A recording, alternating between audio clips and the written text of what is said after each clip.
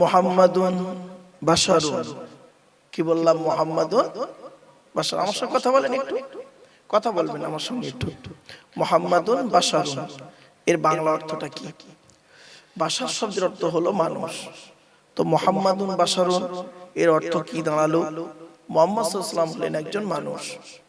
লাইসা কাল বাশারি, আমার আপনার মতো কোয়ালিটি কোয়ান্টিটির মানুষ তিনি ছিলেন না।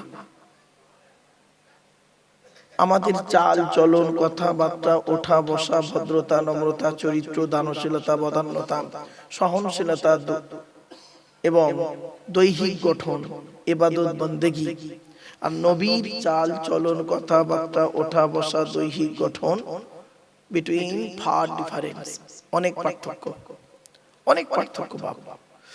এজন্য আপনাদেরকে আলোচনা শুরুতেই বলে নিই, মুহাম্মাদুন বাশারুন, মুহাম্মদ সাল্লাল্লাহু আলাইহি ওয়াসাল্লাম একজন মানুষ, তবে লাইসা কাল বাশারি, আমার আপনার মতো কোয়ালিটি কোয়ান্টিটির মানুষ তিনি ছিলেন না। ইয়াকুতুন হাজারুন, ইয়াকুত একটা পাথর, লাইসা কাল হাজারি, সাধারণ পাথরের মতো পাথর নয়। আপনার হাতে আংটি ব্যবহার করেছেন, আংটিতে পাথর থাকে, বালির ভেতরেও পাথর পাওয়া যায়। ও পাথর কি? ও পাথর, পাথর কিন্তু ওটাও পাথর, এটাও পাথর, আসমান আর জমিন তফাৎ। মাঠে ফসল ফলানোর জন্য আপনারা ইউরিয়া বলে একটা সার ব্যবহার করেন, আর হোমিওপ্যাথি ওষুধ দেখেছেন? আচ্ছা, দুধ থেকে দুটো দেখতে এক লাগে না? দুটো খেয়ে দেখবেন, একটা খেলে মাল সারবে, অপরটা খেলে সরবে। পার্থক্য এই জায়গাটায়। এজন্য আপনাদেরকে আলোচনার শুরুতেই বাবা কথাগুলো একটু বলে নিচ্ছি, একটু মাইন্ডটা ঠিক রাখুন। তাই আমি বললাম ইয়াকুতুন হাজারুন লাইসা কাল হাজারি, ইয়াকুত একটা পাথর, সাধারণ পাথরের মতো পাথর নয়। একবার দরুদ শরীফ, আল্লাহুম্মা সাল্লি আলা সাইয়্যিদিনা মুহাম্মাদিন নবিয়্যিল উম্মিয়্যি ওয়া আলিহি ওয়া সাল্লিম। আল্লাহুম্মা সাল্লি আলা সাইয়্যিদিনা মাওলানা মুহাম্মাদ ওয়া আলা আলিহি ওয়া আসহাবিহি ওয়া বারিক ওয়া সাল্লিম। কত রকম দরুদ শরীফ পড়লাম না? আরে ভাই বলেন না, অনেক রকম দরুদ শরীফ পড়লাম, যাতে করে মানুষের মাথায় না কামড়া কামড়ি আর হয়। মৌলবীদের মধ্যে অনেকে আমারে তো যে যেমন পারে ভাবে আর বলে। আল্লাহর কোরআন কিন্তু কোনো গোষ্ঠীর জন্য নয়, কোনো দলের জন্য নয়। আল্লাহর কোরআন এসেছে হুদাল্লিন নাস, মানুষের হেদায়েতের জন্য। ঠিক না বেঠিক বাপ? এজন্য আমি দেখবেন আমার যত জলসা, আমি 4-5 রকম দরুদ শরীফ পড়ি। 4-5 রকম। একবার দরুদ শরীফ পড়লাম, নামাজের যে দরুদটা পড়ে ওটাও পড়লাম, আরো এই দুটো দরুদ পড়লাম, আরো অনেকগুলো দরুদ শরীফ আছে। এজন্য আপনাদেরকে আমি বলি বাপ, এজন্য আপনাদেরকে আমি বলি, আপনারা এসব নিয়ে আপনাদের হাতে ধরে বলে যাচ্ছি, এসব নিয়ে তর্ক বিতর্ক, ঝগড়াঝাটি, মারামারি, একে অপরের গালি গালাজ, একে অপরকে ছোট করা, একে অপরের নামে দুর্নাম বদনাম করা, এসব থেকে একটু দূরে সরে থাকবেন। এসব থেকে দূরে সরে থাকবেন। পরনিন্দা পরচর্চা করে কি লাভ হবে? আপনার হবে কি, আমার কি হবে? ছোট্ট একটা কথা আপনাদের বলি। আচ্ছা, উদাহরণ দিচ্ছি বাবা, ক্ষমা চেয়ে নিচ্ছি আলোচনা শুরুতেই। আমি একটা আঙুল আপনাদের দিকে লাগিয়ে বললাম, খারাপ ভাববেন না, উদাহরণ দিচ্ছি। একটা আঙুল আপনাদের দিকে লাগিয়ে বললাম আপনারা সব চিটিংবাজ। আচ্ছা বলুন তো, কটা আঙুল আপনাদের দিকে আছে? জোরে বলুন। একটা। আর 3টা আঙুল কোন দিকে? নিজের দিকে। তার মানে আমি টিবিল চিটিংবাজ। মনে রাখবেন, পৃথিবীর সব থেকে কঠিন কাজ কি জানেন? আর পৃথিবীর সব থেকে সহজ কাজ কি? পৃথিবীর সব থেকে কঠিন কাজ হলো আত্মসমালোচনা করা, নিজেকে নিয়ে সমালোচনা করা। আমি নিজে কতটা ভালো, আমি নিজে কি করতে পেরেছি। এজন্য বিবেকানন্দ একটা কথা বলতেন, লোকে কি হয়েছে, কি দেখেছে, কি শিখেছে, এটা বড় কথা নয়। তুমি নিজে কি হয়েছো, কি দেখেছো, কি শিখেছো, এটাই হলো মূল ম্যাটার। আমরা আত্মসমালোচনা করি না। আত্মসমালোচনা করলে নেকি হয়, ঈমানটা মজবুত হয়, নেকি হয়। আর এটা করলে নেকি হয়। আর পৃথিবীর সবথেকে সহজ কাজ কি জানেন? পর সমালোচনা করা। পর সমালোচনা করাটা খুব সহজ কাজ। ও খারাপ, ও এই, ও অমুক, ও তমুক, ইত্যাদি ইত্যাদি। এটা করা খুব সহজ, এটা করলে গোনা হয়। তো আপনারাই এখানে বসে ঠিক করে নিন বাপেরা, আত্মসমালোচনা করবেন না পর সমালোচনা করবেন। আমি একজন মলি সাহেব, আপনাদের চোখে একজন বক্তা বলুন আর যাই বলুন, আমি এখন আমার কাজ হচ্ছে আত্মসমালোচনা করা, ঠিক না বেঠিক? আমি পর সমালোচনা করে পাপ বাড়িয়ে আমার লাভ নেই। আমি এজন্য আমার যত জলসা আপনারা দেখবেন বাবা, আমি আত্মসমালোচনা বেশি করি, পর সমালোচনায় থাকি না। পরিষ্কার কথা। চলো আমার বাপেরা, আলোচনা শুরুতেই একবার মহান আল্লাহ পাকের কাছে একটু ক্ষমা চেয়ে নেব। আমরা আমাদের জীবনের ত্রুটিগুলি ক্ষমা চেয়ে নিয়ে কোরআনের আলোচনা আজকে শুরু করব। আপনারা যে কজন মানুষ বসে আছেন, বাপেরা যারা কষ্ট করে দাঁড়িয়ে আছেন, আপনারা যদি একটু বসতেন কষ্ট করে। আসলে ব্যাপারটা কি জানেন, এই বেশ কিছু জায়গায় জলসায় যাই তো প্রবলেম হয় কি জানেন, ছোট্ট একটা উদাহরণ দিই, এটাও আবার না বললে নয়। আচ্ছা, এখন সব থেকে দামি কাপড়ের নাম কি বলতে পারেন? কোম্পানিটার নাম রেমন্ড। কি বললাম বা বলেন না, বলেন একটু। রেমন্ড কোম্পানির দামটা একটু বেশি, কাপড়টা খুব দামি কাপড়। রেমন্ড কোম্পানির কাপড়টা কোট টোট করতে গেলে খুব দামি কাপড়, ওটা রেমন্ড, যারা পরে তারা জানে।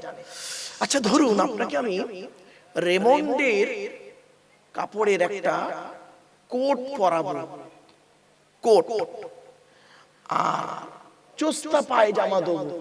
চোস্তা পায়জামা বোঝেন, পাঞ্জাবির সঙ্গে যেটা পরে, তা রেমন্ডের কাপড়ের কোট আর চোস্তা পায়জামা, আর পায়ে দেবো একটা ছেঁড়া হাওয়াই চপ্পল। কেমন লাগলো বলুন? বিচ্ছিরি লাগবে না? এই দেখেন, এই জলসার প্যান্ডেলটা ঠিক তাই হয়েছে। দেখুন চারিদিকটা দেখুন, উপরটা দেখুন, স্টেজ দেখুন, যেন মনে হচ্ছে রেমন্ডের কোট। আর খুঁটির গায়েগুলো দেখুন, চোস্তা পায়জামা। খুঁটি খুঁটি, আপনারা খুঁটি বলেন তো ভাই? খুঁটির গায়েগুলো চোস্তা পায়জামা, আর নিচেই দেখুন ছেঁড়া হাওয়াই চপ্পল। তার মানে কি, ওই চটগুলো দেখুন, এই যে প্লাস্টিক গুলো বসেছেন আপনারা, এই প্লাস্টিক গুলো কিন্তু ওই বাড়িওয়ালা নয়, এই প্যান্ডেলওয়ালাদের নাকি ভাই? ওরা কিন্তু 3 বার করে ধোয় না। কত মানুষ জুতো পায়ে দিয়ে ওঠে, নোংরা পায়ে দিয়ে ওঠে, আবার ওটা এখান থেকে নিয়ে গিয়ে অন্য কোনো জায়গায় যাবে, সেখানেও আবার সেখান থেকে নোংরা হবে। এইভাবে হতে হতে চলতে চলতে আসে। সত্যিকারের একজন নামাজি মুসল্লি লোক ওতে বসলে তার গাটা নাপাক হয়ে যাবে। একটা কথা আপনাদের বলি, এই জলসা শুরুতেই বলে নিচ্ছি আপনাদেরকে, শরীর পাক, কাপড় পাক, জায়গা পাক, এই 3টে পাক রাখবেন, তবে জলসা শুনতে পাবেন। শরীরটা পাক রাখবেন, কাপড়টা পাক রাখবেন, আর জায়গাটা পাক রাখবেন, তবে জলসা শুনে আত্মতৃপ্তি পাবেন। এটা আমার অনুরোধ আপনাদের কাছে। আর চেষ্টা করবেন অজু অবস্থায় জলসা শোনা। আপনি হয়তো ফট করে প্রশ্ন করতে পারেন, মলি সাহেব আপনি কি অজু করেন? হ্যাঁ বাপ, আমার এই 30 বছর জলসা জীবনে আমি কোনোদিন বেওজুতে ওয়াজ করিনি, আজও তাই। এই জন্য আপনাদেরকে আমি বলি বাপ, অজু অবস্থায় বসবেন, অজু অবস্থায় বসবেন, পাক পবিত্র অবস্থায় বসবেন। অনেকে তো এশার নামাজই পড়েনি, এই জন্য আপনাদেরকে বলি মাথায় রাখুন। তাই আমি আপনাদের কাছে একান্ত ভাবে আবেদন নিবেদন করছি, আপনারা দয়া করে মেহেরবানি করে কোরআনুল কারীমের মাহফিল একটু বসে যান। আর যারা হাফেজ আলেম আছেন, হাফেজ আলেম যারা আছেন, নিচেই বসে না থেকে স্টেজে চলে আসুন বাপ। যারা আলেম হাফেজ, আমি তেমন ভালো হাফেজ নই, তেমন ভালো আলেম নই, তেমন ভালো বক্তা নই, তবে আলেম হাফেজদের আমি ইজ্জত করতে কোনোদিন দ্বিধাবোধ করি না। নবীজি বলেছেন, আমি বলিনি, নবী বলেছেন, কোন আলিমান, হাক্কানি আলেম হও। হাক্কানি আলেম হতে যদি না পারো, আও মুতাআল্লিমান, হাক্কানি আলেমের ছাত্র হও। তাও যদি সুযোগ না পাও, আও মুস্তামিআন, হাক্কানি আলেমরা যেটা বলে মনোযোগ সহকারে সেটাকে শ্রবণ করো। তাও যদি সুযোগ না পাও, আও মুহিব্বান, হাক্কানি আলেমদেরকে অন্তর দিয়ে ভালোবাসো। ওয়ালা তাকুন খামিসান ফাতুহলিকু, 5 নাম্বারটা হতে যেও না, তাহলে তুমি ক্ষতিগ্রস্ত হয়ে যাবে। তাই আপনাদেরকে আমি অনুরোধ করছি বাপেরা, গ্রামবাসী ভাই সকল, বাবাজিরা, আমার যুবক ভাইরা, আপনাদের কাছে আমার একান্তভাবে আবেদন নিবেদন, আপনারা দয়া করে মেহেরবানি করে এই কোরআনুল কারীমের মাহফিল একটু হাজির হয়ে যান বাপেরা। আসুন আমরা একটু মোনাজাত করব। আল্লাহুম্মা আমিন। রব্বানা যালামনা আনফুসানা ওয়া ইল্লাম তাগফির লানা ওয়া তারহামনা লানাকুনান্না মিনাল খাসিরিন। রব্বি জিদনি ইলমা রব্বিরহামহুমা কামা রাব্বায়ানি সগীরা। রব্বুল আলামিন, আল্লাহ, সন্ধ্যা থেকে নিয়ে এখন পর্যন্ত বহু আলোচনা হয়েছে মাবুদ। আমি অধম গুনাহগার, তেমন তো কিছুই জানি না। আল্লাহ, আমার আগে আমার এক ভাই তিনি আলোচনা করছিলেন। আল্লাহ, 2-10 মিনিট যা কিছু আলোচনা করেছেন মাবুদ, আল্লাহ তার আলোচনাকে কবুল করে নিন। ওগো দয়াময় আল্লাহ, আমি অধম গুনাহগার, তেমন তো কিছুই জানি না, আমার নিজস্ব বলার কোনো ক্ষমতাই নেই। সুবহানাকা লা ইলমা লানা ইল্লা মা আল্লামতানা ইন্নাকা আনতাল আলিমুল হাকিম। রব্বুল আলামিন, যা কিছু বলাবেন, শোনাবেন, পড়াবেন, আল্লাহ আমাদের আমল করার তৌফিক দান করুন। খাস করে মাবুদ, দূর দূরান্ত থেকে যে সমস্ত বাবাজিরা, যুবক ভাইরা, স্নেহের কচি কচি বাচ্চারা, মা বোনেরা, রাতের আরামকে হারাম করে দিয়ে, মূল্যবান সময়কে ব্যর্থ দিয়ে, আরামের বিছানাকে ত্যাগ করে দিয়ে পবিত্র কোরআনুল কারীমের মাহফিল শোনার জন্য চাতক পাখির ন্যায় ছুটে এসেছেন, আসছেন এবং আসবেন। কিয়ামতের দিন, মুসিবতের সময় আরশের তলায় ছায়া দান করুন। রব্বিশ হালি সদরি ওয়া ইয়াসসির লি আমরি ওয়াহলুল উকদাতাম মিন লিসানি ইয়াফকাহু কওলি। আল্লাহুম্মা ইন্না নাসআলুকা ইলমান নাফিয়া ওয়া আমালান মুতাকাব্বালা ওয়া রিজকান হাসানা ওয়া হালালান তাইয়্যিবা। ওগো দয়াময়, বাড়িওয়ালা বড় আশা আকাঙ্ক্ষা নিয়ে বাপ মা সবের সানি, আত্মীয়দের সবের সানি, গ্রামবাসীর সবের সানি, আমরা এখানে যত মানুষ বসে আছি, প্রত্যেকের বাপ মা, ভাই বোন, দাদা দাদি, নানা নানি, খালা খালু, ফুফা ফুফু, মামা মামি, সকলের সবের সানির উদ্দেশ্যে আল্লাহ দোয়ার মাজলিস আমরা বসেছি। ওগো দয়াময় আল্লাহ, তাদের গোরাজাবকে মাফ করে দিন। যারা পৃথিবীতে বেঁচে আছেন তাদের খেদমত করার তৌফিক দান করুন। আল্লাহুম্মা ইন্না নাসআলুকা ইলমান নাফিয়া ওয়া আমালান মুতাকাব্বালা। সুবহানা রাব্বিকা রাব্বিল ইজ্জাতি আম্মা ইয়াসিফুন ওয়া সালামুন আলাল মুরসালিন ওয়ালহামদুলিল্লাহি রাব্বিল আলামিন। ওগো আল্লাহ, কোরআন হাদিস ইজমা কিয়াস মোতাবেক আলোচনা করা, বক্তা শ্রোতাকে আমল করার তৌফিক দান করুন। সাল্লাল্লাহু তাআলা আলা খায়রি খালকিহি মুহাম্মাদি ওয়া আলিহি ওয়া আসহাবিহি আজমাইন। وارحمنا معهم برحمتك يا ارحم الراحمين بحق لا اله الا الله محمد رسول الله। সদরে জলসা, মুআজ্জাজ মুকাররম সুধী সম্মানিত শ্রোতা মণ্ডলী, বয়োজ্যেষ্ঠ সমবয়স্ক, দিন দরদি, ইসলাম দরদি, মুমিন মুত্তাকি, মুসলমান, সালেহ, নেককার, আল্লাহওয়ালা বাবাজিরা, আমার যুবক ভাইরা, স্নেহের কচি কচি বাচ্চারা, পর্দার অন্তরালে, পর্দার সিনা ধার্মিকা, স্নেহময়ী, মমতাময়ী আমার মা ও বোনেরা, তার সাথে জানাই আমার আওয়াজ শ্রবণকারী মুসলিম ও মুসলিম সমস্ত জাতির মানুষেরা, মহান আল্লাহ পাকের দরবারে শুকরিয়া আদায় করি যে রব্বুল আলামিন আমাকে আপনাকে বসিয়েছেন ইশার নামাজের পর থেকে নিয়ে কিছুক্ষণ কোরআন ও হাদিসের আলোচনা শোনার জন্য। এ শোনার, এ বসার, এ বলার তৌফিক এনায়েত করেছেন যে মহান আল্লাহ পাক। সেই পরওয়ারদিগার বেনিয়াজের দরবারে প্রাণ খুলে, ভক্তি ভরে, উচ্চ আওয়াজে একবার শুকরিয়া আদায় করি, বলুন আলহামদুলিল্লাহ। একটু আমার সাথে সাথে বলুন সুবহানাল্লাহি ওয়া বিহামদিহি। বলেন বাবেরা, সুবহানাল্লাহি ওয়া বিহামদিহি সুবহানাল্লাহিল আযীম। এটি হলো বুখারী শরীফের শেষ হাদিস। আর বুখারী শরীফের প্রথম হাদিস হলো ইন্নামাল আমালু বিন্নিয়াত। এর বাংলা অর্থ হচ্ছে প্রত্যেকটা কাজ তার নিয়তের উপরে নির্ভর করে। তাই এতগুলো জ্ঞানী গুণী বুদ্ধিজীবী মানুষ আপনারা এসেছেন, আপনাদের অন্তরে একটা নিয়ত আছে। আমি অধম আব্দুল্লাহিল মারুফ, তেমন ইলম নেই, তেমন জ্ঞান নেই, আল্লাহ পাক আমাকে এখানে আনিয়েছেন, আমারও অন্তরে একটা নিয়ত আছে। আমার নিয়তটা আপনারা কেউ জানেন না, আপনাদের নিয়তটা আমিও জানি না। সুতরাং উভয়ের নিয়ত যিনি জানেন তিনি কে? আল্লাহ। ইন্নাল্লাহা আলিমুম বিযাতিস সুদূর।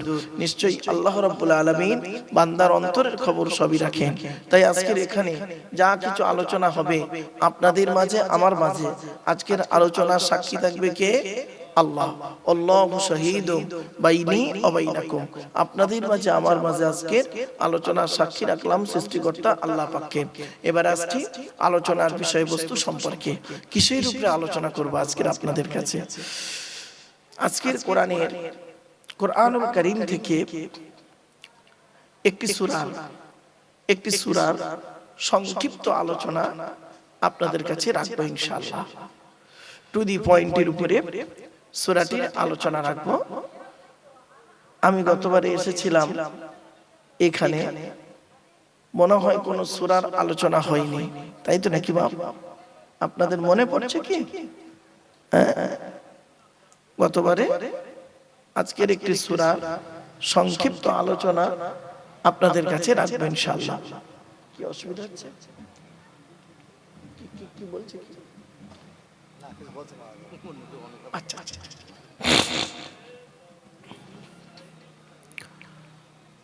একটা কথা আপনাদের বলি বাপ, শুনে নিন।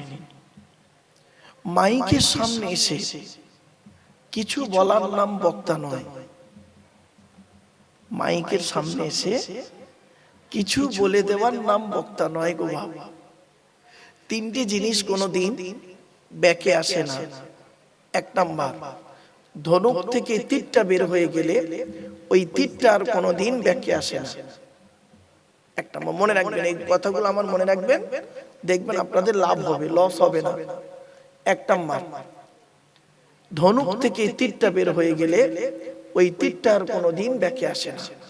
দুই নাম্বার, দেহ থেকে আত্মাটা বের হয়ে গেলে ওটা আর পৃথিবীতে রিটার্ন দেওয়া হয় না। তিন নাম্বার, জবান থেকে কথা বের হয়ে গেলে ওটা আর কোনোদিন ব্যাকে আসে না। এজন্য খুব চিন্তা ভাবনা করে বক্তব্য রাখতে হয়। 1 ঘন্টা ওয়াজ করতে গেলে 3 ঘন্টা বই পড়তে হবে।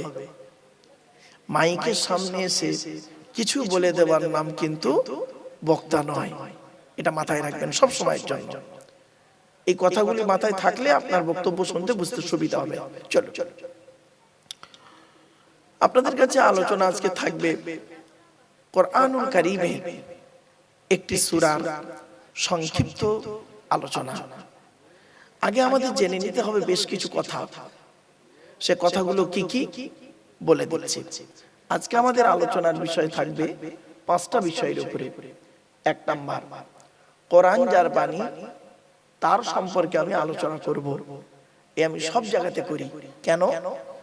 যিনি আমাকে সৃষ্টি করেছেন, যিনি আমাদের এত কিছু করেছেন, তার আলোচনা যদি না করি, খালি আলহামদুলিল্লাহ বলে ছেড়ে দেব, এটা ঠিক হয় না। সৃষ্টি জগতের আলোচনা করি খুব বেশি, সৃষ্টি জীবের আলোচনা করি বেশি, কিন্তু সৃষ্টিকর্তার আলোচনা আমরা কম করি। ঠিক না বেঠিক? আমার কথা বুঝতে পারছেন আপনারা? সৃষ্টি জীবের আলোচনা করি বেশি, সৃষ্টি জগতের আলোচনা করি খুব বেশি, বেনিয়ে বুনিয়ে অনেক কিছু করে বলি। কিন্তু আমার সৃষ্টিকর্তা ফেরেশতাদের বলে, আরে আমি তো ওকে সৃষ্টি করেছি, ওকে নিয়ে মাতামাতি করছে, আর আমি সৃষ্টিকর্তা, গোটা কোরআনে আমাকে সব জায়গাতে পাবে। আমার আলোচনা বান্দা একবারও ভালো করে করলো না। সৃষ্টিকর্তাটা কে? সৃষ্টিকর্তাটা কে? আল্লাহ কে? তার পরিচয়টা কি? তার কাছে কেন মাথা নত করব? কেন নামাজ পড়ব? কেন রোজা রাখবো? কেন আল্লাহর ইবাদত করব, কেন সব জায়গাতে আল্লাহকে ডাকবো, এই কেন উত্তরটা আমার বান্দারা কই আমাকে একবার করলো না, আর নিজে বুঝতেও চাইলো না। সারা পৃথিবীতে আমার সৃষ্টি জীব, আমার সৃষ্টি জগৎকে আমি সাজিয়েছি, তারা একবারও দেখলো না। তারা কি করলো, আমার সৃষ্টি জীবের একজন ব্যক্তি হোক বস্তু হোক তাকে নিয়েই তারা পাগল হয়ে মতো মাতামাতি করলো। আর আমার বেলায় কি বললো, শুরুতেই আলহামদুলিল্লাহ, সমস্ত প্রশংসা আল্লাহ তোমার, ওইটুকুই বলে শেষ। বাকি সব সৃষ্টি জীবের আলোচনা চলছে। এই কোরআনে আছে সৃষ্টিকর্তার আলোচনা, অনেক অনেক আলোচনা সৃষ্টিকর্তার। তো আজকে আমি সৃষ্টিকর্তার আলোচনা করব, তারপরে সৃষ্টি জীবের আলোচনা করব। অসুবিধা হবে? আমার ওয়াজ কিন্তু বুঝতে গেলে একটু ব্রেন লাগবে বাপ, আগেই বলে নিচ্ছি, সহজে হুট করে বুঝতে পারবেন না। এই যে সৃষ্টিকর্তার আলোচনা আর সৃষ্টি জীবের আলোচনা, এটা দুটো আলাদা। চলো, সৃষ্টিকর্তার আলোচনা করতে গেলে সৃষ্টিকর্তার পরিচয়টা আগে জানতে হবে। সৃষ্টিকর্তার পরিচয় হলো, এই কোরআনে আছে মোট 4টি। কটি বাপ বলেন, কথা বলেন। 4টি। কি কি? আল্লাহ নিজেই বলছেন, কুল নবী তুমি বলো, হুয়াল্লাহু আহাদ, সে আল্লাহ হলেন একক। আল্লাহ ওয়াহিদ নন, আল্লাহ আহাদ। আচ্ছা, ওয়াহিদ আর আহাদের পার্থক্যটা কি? ওয়াহিদুন মানে এক, আহাদুন মানেও এক। পার্থক্য কি? ওয়াহিদুন মানে এক যা দুই আছে বা থাকতে পারে, আহাদুন মানে এক যা দুই হয় না। আল্লাহ পাক বললেন, কুল নবী তুমি বলো, হু আল্লাহু আহাদ, সে আল্লাহ হলেন একক। 2 নাম্বার, আল্লাহুস সামাদ, আল্লাহ হলেন অমুখপেক্ষী, আল্লাহ কারোর মুখপেক্ষী নন, সারা পৃথিবী তার মুখপেক্ষী। 3 নাম্বার, লাম ইয়ালিদ ওয়া লাম ইউলাদ, আল্লাহ কাউকে জন্ম দেয়নি, আল্লাহকেও কেউ জন্ম দেয়নি। 4 নাম্বার, ওয়া লাম ইয়াকুল লাহু কুফুয়ান আহাদ, আল্লাহর সমকক্ষ কেউই নেই। এই হলো আল্লাহর 4টে পরিচয়।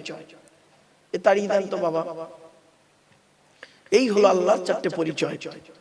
এরপরে আল্লাহ বলছেন, শুনে নিন, এরপরে আল্লাহ বলছেন, বান্দা শোন, তোকে আমি সৃষ্টি করেছি, আমি তোকে সৃষ্টি করেছি, বান্দাদেরকে সৃষ্টি করেছি আমি। কিভাবে সৃষ্টি করেছি একবার তুই চিন্তা কর। মায়ের পেটের ভিতরে তোর বাপের 4টে অঙ্গ, মায়ের 4টে অঙ্গ, আল্লাহ নিজে দেয় 5টা। এই 13টা জিনিস দিয়ে আমি আল্লাহ তোকে তোর মায়ের পেটের ভিতরে আনলাম। কিভাবে আনলাম? কোরআনে আল্লাহ বলছেন, ওয়ালাকাদ খালাকনাল ইনসানা মিন সুলালাতিন মিন তিন সুম্মা জাআলনাহু নুতফাতান ফি করারিম মাকিন। 18 নম্বর পারার 1 নম্বর পৃষ্ঠার 12 নম্বর লাইন, সূরার নাম সূরা মুমিনুন। আল্লাহ বলছেন, আমি মাটির নির্যাস থেকে তোদের তৈরি করেছি, বাপ আর মায়ের মিলনের মাধ্যমে ওই পানিটাকে আমি আল্লাহ তোর মায়ের পেটের ডাইসে সুন্দর করে রেখে দিয়েছি। আর কি করেছি? সুম্মা খলাকনান নুতফাতা আলাকাতান ফাখলাকনাল আলাকাতা মুদগাতান ফাখলাকনাল মুদগাতা ইযামান ফাকাসাউনাল ইযামা লাহমা সুম্মা আনশানাহু খালকান আখর। আমি আল্লাহ ওই পানিটার 40 দিন পরে রক্তপিণ্ড করেছি, তার 40 দিন পরে মাংসপিণ্ড করেছি, তার 40 দিন পরে হাড় তৈরি করেছি, হাড়ে আর মাংসই সুন্দর করে লাগিয়ে দিয়েছি। আমি আল্লাহ তোর মায়ের পেটের ভিতরে সুন্দর একটা আকৃতি দান করেছি। মায়ের পেটে এসে গেলাম। এরপরে আল্লাহ বলছে, বান্দা শোন, তোকে আমি তোর মায়ের পেটের ভিতরে যখন আনলাম, তোর দেহের ভিতরে 4টি গুরুত্বপূর্ণ জিনিস দিলাম। কয়টা বাপ? এগুলো মাথায় রাখো।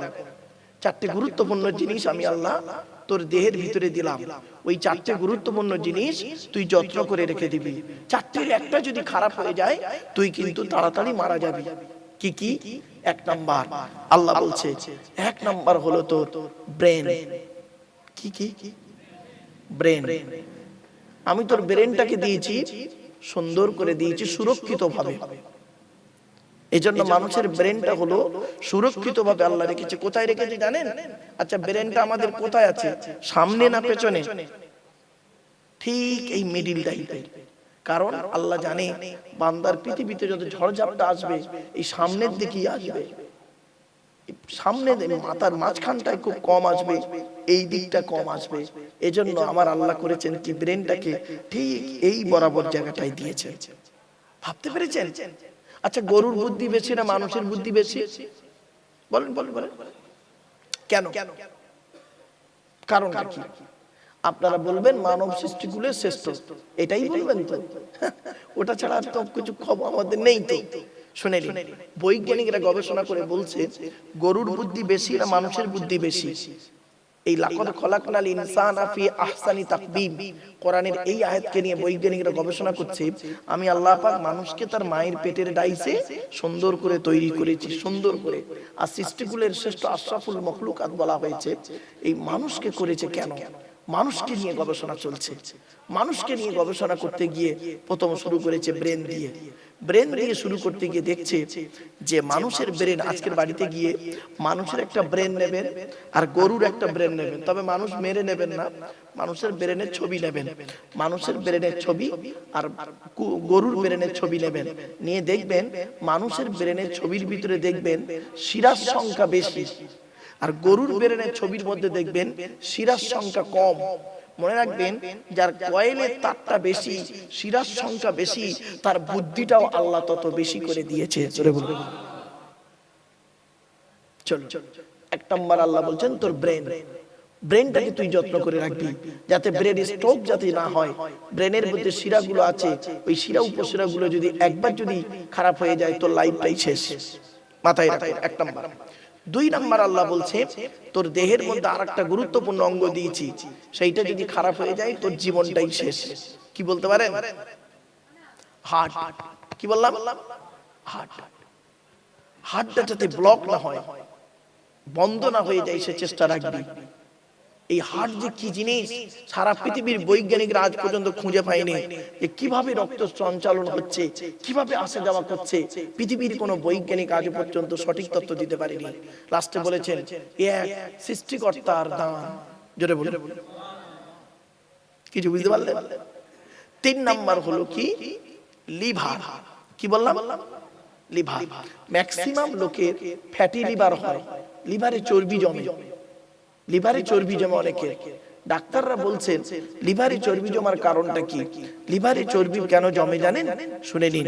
ডাক্তাররা বলছে যে রেড মিট বেশি খেলে, রেড মিট মানে লাল মাংস, নিশ্চয়ই বুঝতে পারছেন আপনারা। লাল মাংস বেশি খেলে লিভারে চর্বি জমার সম্ভাবনা বেশি। আরেকটা কি খেলে? আরেকটা জিনিস হলো তেল জাতীয় খাবার, তৈলাক্ত খাবার, তেল জাতীয় খাবার খেলে লিভারে চর্বি জমার সম্ভাবনা খুব বেশি। আমার আল্লাহ কিন্তু জানেন যে এই পৃথিবীতে সমস্ত খাবার আমার বান্দারা খাবে, হালাল খাবার, খেয়েও লিভারে চর্বি জমাবে। অতএব লিভারের চর্বিটা যাতে কমানো যায় সেজন্য পৃথিবীতে বিকল্প একটা খাবার তৈরি করেছে পৃথিবীতে। আপনারা বলতে পারেন লিভারের বিকল্প খাবারটা কি? এই জন্য বলেছিলাম আমার ওয়াজ, আচ্ছা টেনে টেনে বললে খুব ভালো হয় না? শুনে নিন, টান ভালোবাসবেন না, অনুরোধ করে বলছি, টানের জায়গায় এলে টান দেবো, কিন্তু আপনারা কথাগুলো আগে মাথায় ঢুকিয়ে নিন। লিভারের বিকল্প খাবার হলো, আল্লাহ পাক একটা খাবার তৈরি করেছেন, খাবারটার নাম হলো পেঁপে। কি বললাম? পেঁপে। পেঁপে হলো লিভারের খুব মানে উপকারী খাবার, পেঁপে। যাই হোক, 4 নাম্বার পৃথিবী আল্লাহ বলছেন বান্দা শোন, 4 নাম্বার তো দেহের মধ্যে একটা অঙ্গ দিয়েছি, সেই অঙ্গটাকে তুই ঠিক রাখবি, সেই অর্গানটাকে তুই যত্ন করবি, ঠিক রাখবি, নইলে ওই অর্গানটা খারাপ হয়ে গেলে তোর কিন্তু মৃত্যু তাড়াতাড়ি। কি? 4 নাম্বার হলো কিডনি। কি বললাম বাপ? কিডনি। এই মা বোনেরা যারা বক্তব্য শুনছেন, মায়েরা বোনেরা ভালো করে শুনে নিন, আমার বেশি শ্রোতা দরকার নেই, আমার এই 10-12 জন শ্রোতাই যথেষ্ট।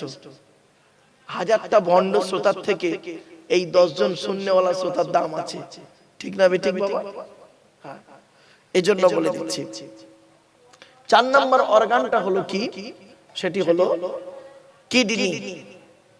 নবী বলেছেন তুমি পর্যাপ্ত পরিমাণ পানি পান করো। নবীর প্রিয় খাবার কি কি? আল্লাহর নবীর প্রিয় খাবারগুলো কি কি শুনে নিন। আল্লাহর নবীর কয়েক কটা ছিল প্রিয় খাবার, সব খাবারই কম বেশি হালাল খাবার খেতেন নবীজি, কিন্তু প্রিয় খাবার ছিল কিছু বেশি। তার মধ্যে একটা হলো কি জানেন? স্বচ্ছ পানি। কি বললাম? স্বচ্ছ পানি। নবীজি পর্যাপ্ত পরিমাণ পানি পান করতেন, পর্যাপ্ত পরিমাণ পানি পান করতেন।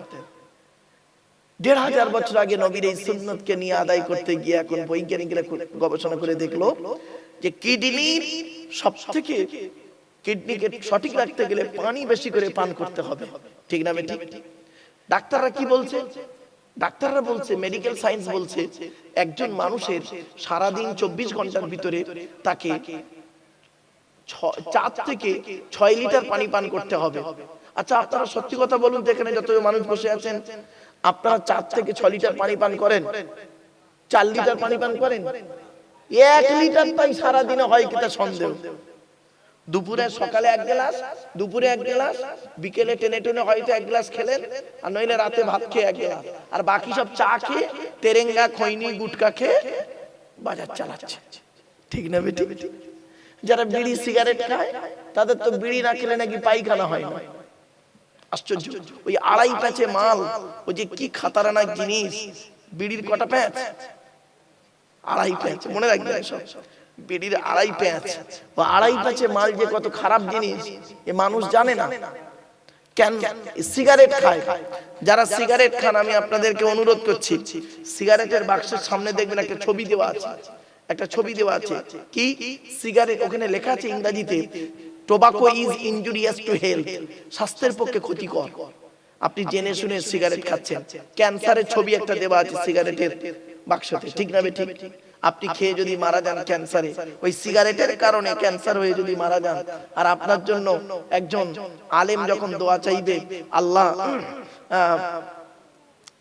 আল্লাহ এর শরীর মানে গোরাজাবটাকে মাফ করে দাও, আল্লাহ এর কবরটাকে শান্তি দাও, অমুক দাও, তমুক দাও, আল্লাহ বলবে এই সিগারেট খেয়ে মরেছে আর তুই ওর জন্য দোয়া চাইছিস।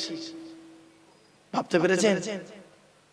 মদ খেয়ে যদি মারা যায়, মাতলামি করতে গিয়ে মারা যায়, সেই মদ খোরের জন্য আপনাকে দোয়া চাইতে হবে। আল্লাহ বলছে কি রে, মদ তো হারাম জিনিস, হারাম খাবারটা খেয়ে মরে গেল আর তুই তার জন্য দোয়া চাইছিস। আত্মহত্যা করা হলো হারাম। শুনে নিন এই মা বোনেরা, ছেলেরা, যুবকেরা, আত্মহত্যা করা হলো হারাম। হারাম। রাসূল করিম সাল্লাল্লাহু আলাইহি ওয়াসাল্লাম বলেছেন আত্মহত্যা করা হলো হারাম। এই জন্য আত্মহত্যা করে যদি কেউ মারা যায়, তার জানাজার নামাজ কিন্তু মানে হাক্কানি আলেমদের পড়ানো একটু, অনেকের মতে একটু দ্বিধা আছে, একটু দ্বিধা আছে। কেন? যাতে করে ওকে দেখে 10টা মানুষ শেখে যে আত্মহত্যা করা হলো হারাম। এই যুবক ছেলেরা কি করে নিজের জীবনটাকে আত্মহত্যা করে দেয়, জাহান্নামী। খবরদার নয়, এগুলো মাথায় রাখুন। এই 4টে অর্গান দিয়ে আল্লাহ পাক তৈরি করেছেন। এরপর আল্লাহ বলছেন বান্দা শোন, তো দেহের মধ্যে আমি আল্লাহ 9টা ছিদ্র দিয়েছি। কটা ছিদ্র বাপ? 9টা ছিদ্র। 9টা ছিদ্র কি কি? 2 চোখ, 2 নাক, 2 কান, 1টা গাল, 7টা, আর সামনে আর পেছনে। এই দেহের মধ্যে 9টা ছিদ্র আছে গো বাপ। এই 9টা ছিদ্রে যে কোনো একটা ছিদ্র দিয়ে আল্লাহ পাক আত্মা বের করে নেয় ফেরেশতার মাধ্যমে। কত মানুষ দেখবেন মারা গেছে, মারা যাওয়ার সময় দেখবেন পেশাব ফিরে ফেলে। কত মানুষ দেখবেন মারা গেছে, মারা যাওয়ার পরে দেখবেন পায়খানা ফিরে ফেলেছে। কত মানুষ দেখবেন মারা গেছে চোখটা চেয়ে আছে। কত মানুষ দেখবেন মারা গেছে গালটা হাঁ করে আছে।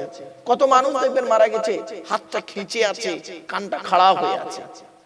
কিন্তু মুমিন ব্যক্তি যারা, খাঁটি মুমিন যারা, যারা আল্লাহকে 100% বিশ্বাস করে, নবীদেরকে 100% বিশ্বাস করে, মুমিন ব্যক্তির আত্মাটাকে আল্লাহ পাক এমন ভাবে বের করে নেয় ফেরেশতার মাধ্যমে, ও বান্দা নিজেই বুঝতে পারে না।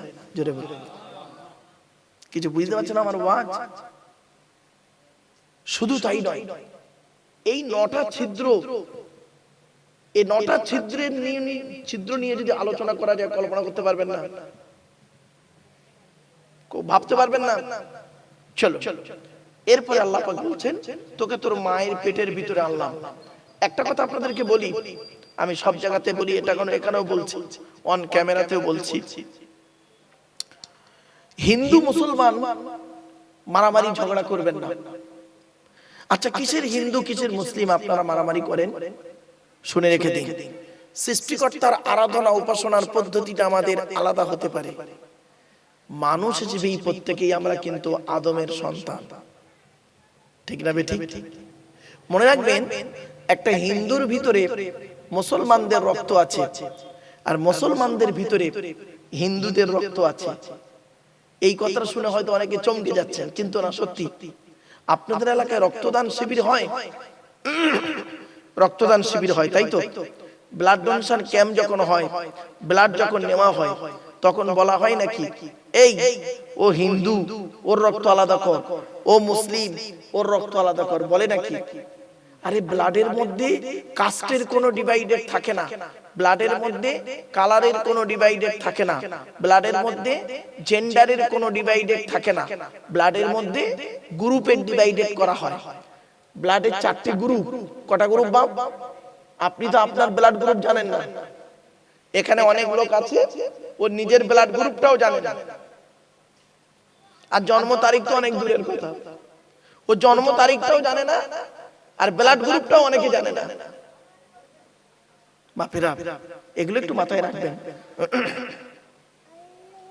ব্লাড গ্রুপটা, ব্লাডের 4টি group, A B, A B আর ও। কটা বললাম? 4টি। এ বি, এ বি আর ও, প্রত্যেকটার মাইনাস প্লাস। একটা হিন্দু রক্তের ভিতরে 3টে জিনিস পাওয়া যায়, লোহিত কণিকা, শ্বেত কণিকা, অনুচক্রিকা। As a same, no difference. একটা মুসলমানের রক্তের ভিতরে এই 3টিই পাওয়া যায়, লোহিত কণিকা, শ্বেত কণিকা, অনুচক্রিকা। তাহলে মারামারি করেন কেন? কিসের হিন্দু, কিসের মুসলিম? মনে রাখবেন, আমাদের আসার পদ্ধতিটা হলো, আসার রাস্তা হলো একটা, যাওয়ার রাস্তা অনেকটা, গন্তব্যস্থলটা আলাদা। আমার ভাষা বুঝতে পারছেন কেউ? আমার ভাষা বুঝতে পারছেন তো? আমি চিল্লে চিল্লে বলছি না কেন? চিল্লে চিল্লে বলে কোনো লাভ নেই। এই যে কজন বসে আছেন, এই কজন যদি এই কোরআনের বাণীর সঙ্গে বিজ্ঞানটা যদি বুঝতে পারেন, তাহলে আমার সার্থক জীবনটা। এখানে শ্রোতা কিন্তু এই কজন নয়, লক্ষ লক্ষ শ্রোতা আছে আমার এখানে। এই যে মোবাইল গুলো দেখতে পাচ্ছেন না, মুরব্বীরা, মুরব্বীরা, এই যে মোবাইল গুলো দেখতে পাচ্ছ বাবা, এই এক একটা মোবাইলে খুব কম করে হলে 300-400 জন করে লোক শুনছে এখন দেখছে, আর এটা দেখবে। এবার গুণ করুন কতগুলো মোবাইল আছে। এই জন্য আমি কথাগুলো কেন বলছি, ভালো করে শুনে নিন। আমাদের আসার রাস্তা হলো একটা, তাই তো? কি বলতে পারেন? বাপের পৃষ্ঠ হতে, মায়ের পেটে থেকে, তাই তো নাকি? যাওয়ার রাস্তা অনেকটা, অনেকটা কি কি? কেউ গলায় দড়ি দিয়ে মরে, কেউ অ্যাক্সিডেন্টে মরে, কেউ আপনার কি বলবো আত্মহত্যা করে মরে, কেউ আবার স্ট্রোক করে মরে, কেউ আবার বিভিন্ন অ্যাঙ্গেলে মরে। তাহলে যাওয়ার রাস্তাটা অনেকটা, গন্তব্যস্থলটা আমাদের আবার আলাদা। কেউ কবরে যায়, কেউ শ্মশানে যায়, কেউ আবার পানি কি বলবো বাঘের পেটে চলে যায়, কেউ বোমবাস্টিং হয়ে একদম পুরো চূর্ণ বিচূর্ণ পুড়ে ছাই হয়ে যায়, কেউ আবার গর্তে চলে যায়। মুসলমানদের নিয়মটা কবর দেওয়া, আমার হিন্দু ভাইদের নিয়মটা হলো পুড়িয়ে দেওয়া। আরো অনেক জাতি আছে, দেখবেন তাদের জিনিসগুলো দেখলে কল্পনা করতে পারবেন না। তাদের কবর দেওয়ার পদ্ধতিটা আলাদা, তাদের মাটি দেওয়ার পদ্ধতিটা আলাদা। এগুলো ভালোবেন, মাথায় রাখবেন। চলো এবারে আসছি, সৃষ্টিকর্তা বলছে শোন, তো দেহের মধ্যে আল্লাহ বলছেন, তো দেহের মধ্যে 3টি জিনিস আলাদা, কারোর সঙ্গে কারোর কোনো মিল নেই। আমি একজন পুরুষ, আমি একজন পুরুষ, ইনি একজন পুরুষ, ইনি একজন পুরুষ। ওনারও যা যা আছে আমারও তাই তাই আছে, কিন্তু আমার 3টে আলাদা আছে, ওনারও 3টে আলাদা। ওনার 3টের সঙ্গে আমার 3টের মিল নেই। 1 নাম্বার হলো ব্লাড গ্রুপ, ব্লাড গ্রুপ আলাদা। ওনার ও পজিটিভ, আমার বি পজিটিভ। এগুলো ভাববেন, শুনবেন, এগুলো মাথায় রাখবেন। 2 নাম্বার কি আলাদা বলতে পারেন? কোরআনে আছে, শুনে নিন। এসব কোরআন নিয়ে গবেষণা কেউ করে না গো বাপ। আমরা কোরআনের আয়াত পড়ে মানে করে দিলাম, সুবহানাল্লাহ বলে দিলাম, এর নাম ওয়াজ নয়। ওই আল্লাহ পাক কোরআনে বারে বারে বলেছে তুই চিন্তা কর, তুই চিন্তা কর, আমার কোরআনকে নিয়ে চিন্তা কর। চিন্তা করতে করতে দেখবি আমি আল্লাহ, তোর মাথাটা আমার কাছে নত হয়ে আসবে। 2 নাম্বার আলাদা হলো কি জানেন? আচ্ছা, তার আগে একটা কথা বলি।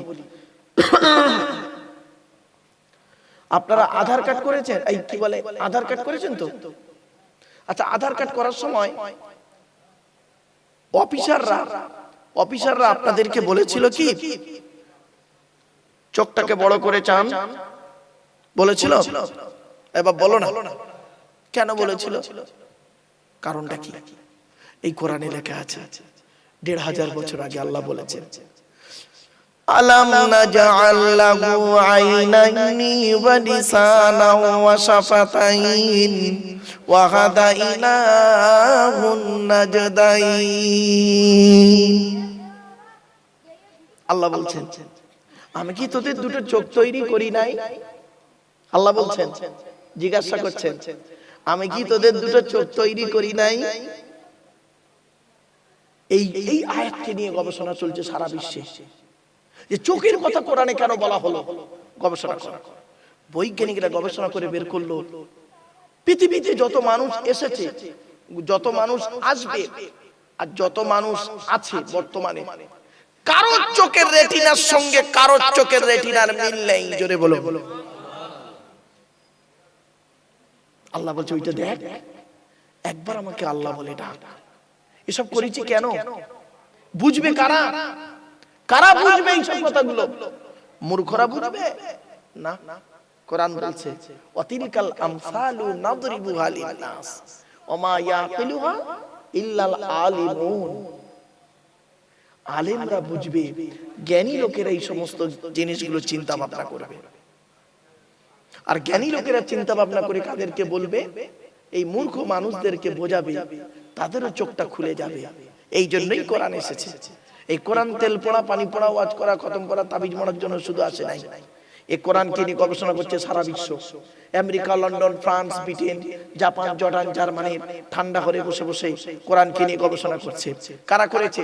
হ্যাম্ফ্রে Davy, Michael Faraday, Einstein, Isaac Newton, doctor Maurice Bucaille, mister Cook, mister Jabiri, mister Campbell, Raja Rammohan Roy, Ishwarchandra Vidyasagar, Rabindranath Tagore, Acharya Jagadish Chandra Bose, Francis Beck, Francis Drake, William স্কিথমোর, William Harvey, Thomas, George Bernard, এরা কোরআনকে নিয়ে গবেষণা করলো আর করছে সারা বিশ্বে। আমরা কিন্তু কোরআনকে নিয়ে গবেষণা করতে পারি না। আমরা কোরআনটাকে নিয়ে কি করছি জানেন? কিছু মৌলবী, সকলে নয়, সকল মৌলবী নয়, আমরা কোরআনটা নিয়ে কিছু মৌলবী কি করি? আমরা এ ওর খালি গোজা মারছে, ওর গোজা মারছে, ঠিক না বেটি? কোরআনটা নিয়ে এ ওর বলে কাফের, ওর বলে কাফের, এ ওর বলে মুনাফিক, ওর বলে বেঈমান।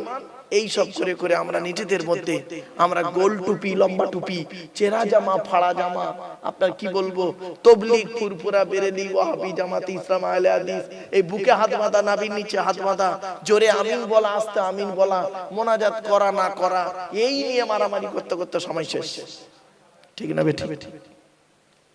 এই জন্য আমি আপনাদেরকে অনুরোধ করে বলে যাচ্ছি, বাপ, এই সব ধান্দায় থাকবেন না, এই সব জিনিসের মধ্যে আপনারা জড়িয়ে থাকবেন না।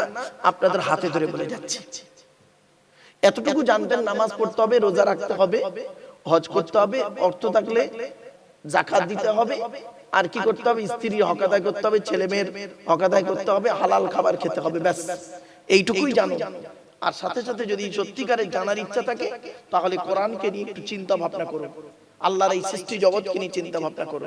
চলো, তাহলে 1 নাম্বার হলো রক্ত আলাদা, 2 নাম্বার হলো চোখের রেটিনা আলাদা, 3 নাম্বার আল্লাহ বলছেন আরেকটা জিনিস তোদের আলাদা করেছি, কারোর সঙ্গে কারোর কোনো মিল নেই। সেটা হলো কি জানেন? কোরআনে আল্লাহ পাক বলছেন, আয়াহসাবুল ইনসানু আল্লান নাজমাআ ইযওয়ামা বালা কাদিরিনা আলা আন নুসাউবিয়া বানানা। পবিত্র কোরআনের 29 নম্বর পারা, সূরার নাম সূরা কিয়ামত, 4-5 নম্বর আয়াতে আল্লাহ বলছেন, হে মানব জাতি, আমি তোদের সৃষ্টি করেছি, আর তোদের মনের মধ্যে যা কিছু আছে সব জানি। তোরা কি মনে করেছিস আমরা মরে গেলে পচে গলে হাড় হয়ে যাব? কিয়ামতের মাঠে আল্লাহ মনে হয় আর তুলতে পারবে না। কখনোই ভাববি না, এই পৃথিবীতে যেমন তোদের বুড়ো আঙুলের ছাপ যেমন কারোর সঙ্গে কারোর কোনো মিল নেই, কিয়ামতের মাঠেও কারোর সঙ্গে কারোর কোনো মিল পাবি না। জোরে বলো। ছোট্ট একটা উদাহরণ দিচ্ছি আপনাদেরকে, বলুন তো বাপেরা দেখি। আল্লাহ বলছে, বান্দা তুই একবার চিন্তা কর, তুই একবার চিন্তা কর, তুই যে খাবারটা খাস, 22 ফিট লম্বা নাড়ি, কত ফিট লম্বা নাড়ি? 22 ফিট লম্বা নাড়ির ভিতর দিয়ে পচিয়ে পচিয়ে পচিয়ে পচিয়ে মালটা এসে পেশাবের জায়গায় পেশাব চলে যায়, পায়খানার জায়গায় পায়খানা চলে যায়, আর ভিটামিন জাতীয় জিনিসগুলো তো শিরা উপশিরার মধ্যে চলে যায়। আচ্ছা, ভাতের রং কি জোরে বলুন? আর পায়খানার রংটা কেমন? কেন একবার তো ভাবেননি? ভাতের রং সাদা, পায়খানার রং হলুদ কেন? পেটে কতটা হলুদ রং আছে আপনার? খালি হলদি বেরোচ্ছে। হয়তো অনেকে বলবেন হুজুর আমি তরকারি খাই, আপনি তরকারি খাবেন না, শুধু সাদা ভাত খাবেন, তবু আপনার পায়খানা হলুদ হবে। আবার দেখবেন শাক খাবেন, শাক খাবেন আর হলুদ পায়খানা হবে না, ঠিক না বেটি? কারণটা কি? কারণটা কি? কোন মানুষ যদি তার দেহ নিয়ে ভাবে, আল্লাহ নিয়ে, দেহ নিয়ে যদি ভাবে, সে আল্লাহ শুকরিয়া আদায় করে শেষ করতে পারবে না। ভাবতে পেরেছেন বাপেরা? আল্লাহ বলছে বান্দা শোন, তোর হজম শক্তি দিয়েছি, 22 ফিট লম্বা নাড়ির ভিতর দিয়ে তুই হজম করে বের করিস। তুই একবার চিন্তা কর, একটা পিঁপড়ে তারও হজম শক্তি দিয়েছি, তার কত ফিট লম্বা নাড়ি আছে, একবার ভেবে দেখ, একবার তুই ভেবে দেখ। আল্লাহ বলছে বান্দা তুই এটাও চিন্তা কর, তুই তো এই শীতকালে কত ঘন্টা ঘুমাস? 6 ঘন্টা, 8 ঘন্টা, 10 ঘন্টা ঘুমিয়ে পড়ে থাকিস বিছানায়। আর এই পৃথিবীতে একটা সৃষ্টি জীব আছে আমার, কোনদিন সে ঘুমায় না, সব সময় জেগে থাকে। আল্লাহ একটা সৃষ্টি জীব, বলবো পিঁপড়ে, ঘুমায় না। আল্লাহ বলছে বান্দা শোন, এই পৃথিবীতে তুই 24 ঘন্টার মধ্যে 6 ঘন্টা ঘুমোস, আর এই পৃথিবীতে এমন একটা জীব আছে মাত্র 3 মিনিট ঘুমায়, মাত্র 3 মিনিট ঘুমায়। এই বাচ্চাটাকে শরম তো নিয়ে চলে গেছে, 3 মিনিট ঘুমায়। তার নাম হলো জিরাফ। ভাবতে পেরেছেন? আল্লাহ বলছে একবার লক্ষ্য করে দেখ, জিরাফের গলাটা লম্বা করে দিয়েছি, ক্যাঙ্গারুর পিছনের পাটা লম্বা করেছি। একবার চিন্তা কর, শায়েস্তানগরের মানুষেরা, শায়েস্তানগর তো এটা নাকি ঠিক বললাম, শায়েস্তানগরের মানুষেরা একবার চিন্তা কর, জিরাফের গলাটা লম্বা করে দিয়েছি, ক্যাঙ্গারুর পিছনের পাটা লম্বা করেছি। একবার চিন্তা কর, একবার ভাব, আমাকে আল্লাহ বলে ডাক, আমি আল্লাহ তোর ডাকে সাড়া দেব। আল্লাহ বলে বান্দা তুই একবার লক্ষ্য কর, এই পৃথিবীতে আমার সৃষ্টি জগতের ভিতরে, তোর দেহের ভিতরে, আপনারা জানেন না, শুনে নিন, বই ডাক্তাররা বলছেন মানুষের পা থেকে মাথা পর্যন্ত যত শিরা উপশিরা আছে, সমস্ত শিরা উপশিরা গুলোকে যদি পরস্পর লাইন দেওয়া যায়, লাইন দেওয়া হলে পৃথিবীর এক প্রান্ত থেকে অপর প্রান্তে পৌঁছে যাওয়া যাবে। ভাবতে পেরেছেন?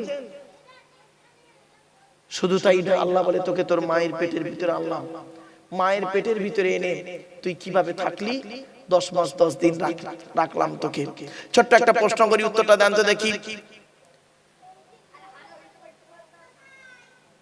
লাথি মারলে মানুষ হাসে না কাঁদে? আরে ভাই বলুন না। বাচ্চা যখন ছেলেকে লাথি মারে, বাচ্চা যখন তার মাকে লাথি মারে, ছেলে যখন তার মাকে লাথি মারে, মা তখন হাসে না কাঁদে? জোরে বলুন। হাসে আবার কাঁদে। আমার এই ওয়াজ শুনতে গেলে একটু ব্রেন লাগবে, কি আলোচনা হচ্ছে ইউটিউবে যারা আছে তারা বুঝতে পারছে, জ্ঞানী গুণী লোকেরা।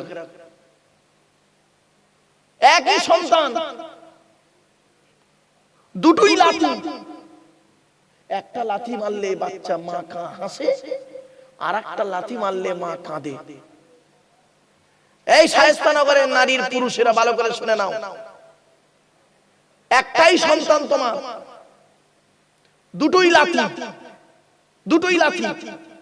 একটা লাথি মারলে মা হাসে, একটা লাথি মারলে মা কাঁদে। কখন? খালি জায়গাটা আলাদা, পর্দার এপার আর ওপার। মায়ের পেটে যখন বাচ্চা যখন থাকে, বাচ্চা যখন মায়ের পেটে লাথি মারে, মা তখন হেসে ফেলে, ঠিক না বেটি? ডাক্তার জিজ্ঞেস করেছে, ডাক্তার বলছে তোমার বাচ্চা বেঁচে আছে কিনা বুঝবে কি করে? বাচ্চা নড়ে তো পেটে, 8 মাস হয়ে গেছে বাচ্চা নড়ে নেই, 2 দিন নড়ে নেই, তাই টেনশনে আছে। হঠাৎ বাচ্চা করেছে কি 2 দিনের মাথায় পেটে লাথি মেরেছে।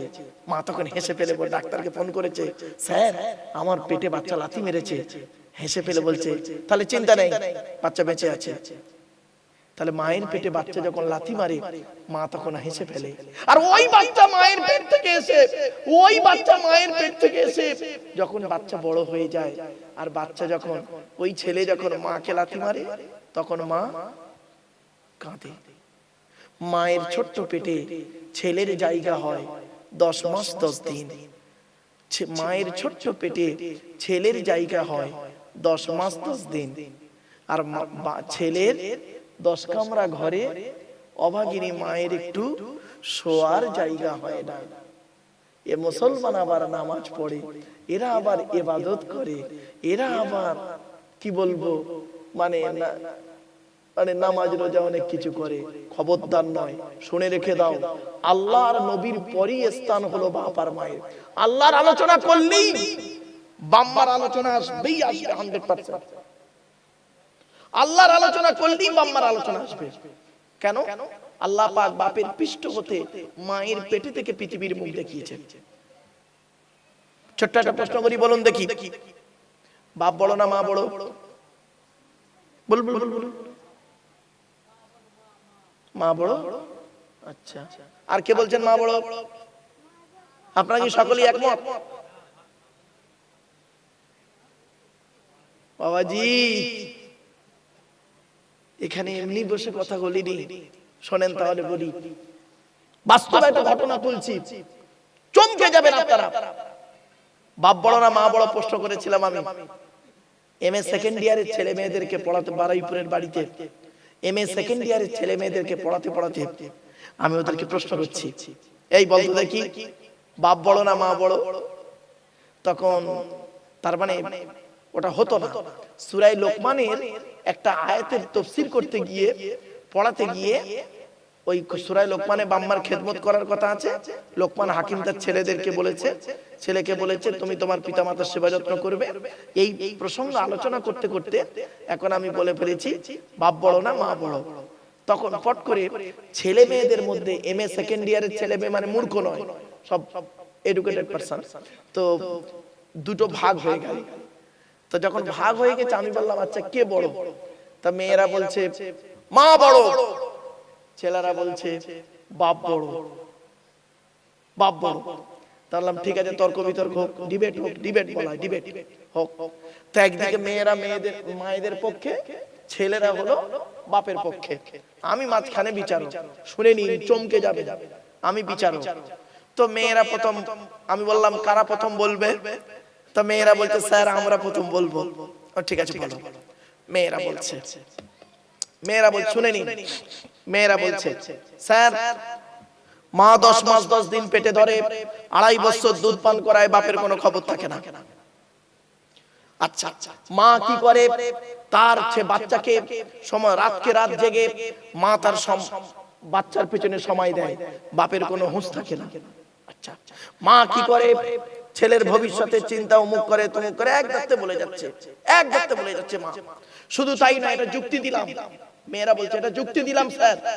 এবার বাস্তব জীবন দেখুন, ধর্মীয় ব্যাখ্যা কি বলো? বলে কোরআনে আল্লাহ বলেছেন বাম্মার সেবা যত্ন করতে হবে, তবে বাপ ও মায়ের দুজনের কথা বলেছে। শুধু তাই না, মায়ের ওখানে কথা বলা আছে, আল্লাহু আখরাজাকুম মিন বুতুনি উম্মাহাতিকুম।